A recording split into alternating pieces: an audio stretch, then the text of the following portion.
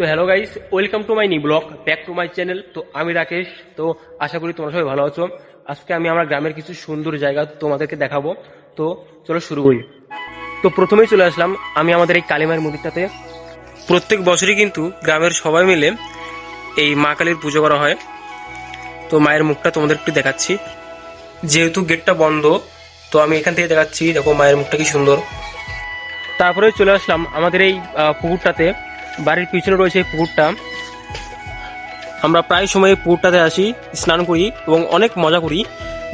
কয়েকদিন পরে বর্ষা আসবে, বর্ষা পরে পুকুরটা ভরে উঠবে। এখন পুকুরটা অনেক শুকিয়ে গেছে। এখন আমি চলে আসলাম গ্রামের এমন একটা জায়গায় যেখান থেকে গ্রামটা কিন্তু খুব ভালোভাবে দেখা যায়। তো তোমরা গ্রামটা একবার দেখে নাও।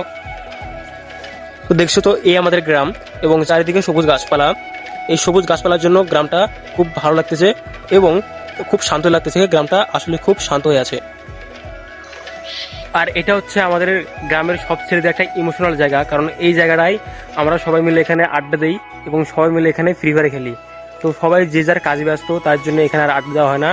এটা ছিল আমাদের গ্রামের সবথেকে একটা ইমোশনাল, মানে একটা খুব একটা ভালো জায়গা। তারপর আমি চলে আসলাম এমন একটা জায়গায়, যে জায়গাটা দেখলে তোমরা প্রেমে পড়ে যাবে। তো আমার বাড়ির পাশে আছে এই নদীটা। তো তোমরা নদীটা একবার দেখো, দেখো কি সুন্দর লাগছে নদীটা। আর যে মাঝখানে যে সবুজ সবুজ হচ্ছে, ওটা হচ্ছে তরমুজ গাছ। তরমুজ সবাই গাছছে এখানে। আর এই হচ্ছে আমাদের সাগরদিঘি ব্রিজ। তো এরপর চলে আসলাম আমি এমন একটা জায়গায় যে আমাদের গ্রামের সবথেকে জাগ্রত মন্দির, সেটা হচ্ছে এই মন্দিরটা। আর এই মন্দিরটা নাম হচ্ছে ভূতনাথ। তোমরা একবার দেখো, এই হচ্ছে মন্দির। তো তোমরা যা যা মানত করতে চাও এখানে আসতে পারো, কারণ যে যা মানত করে সে কিন্তু সফল হয়। এই ছিল আমাদের গ্রামের সব থেকে ভালো এবং স্পেশাল জায়গা, যেটা আমি তোমাদেরকে দেখালাম। যদি ভিডিওটা ভালো লাগে তবে একটা লাইক, কমেন্ট, শেয়ার এবং সাবস্ক্রাইব করে পাশে থাকতে ভুলবো না।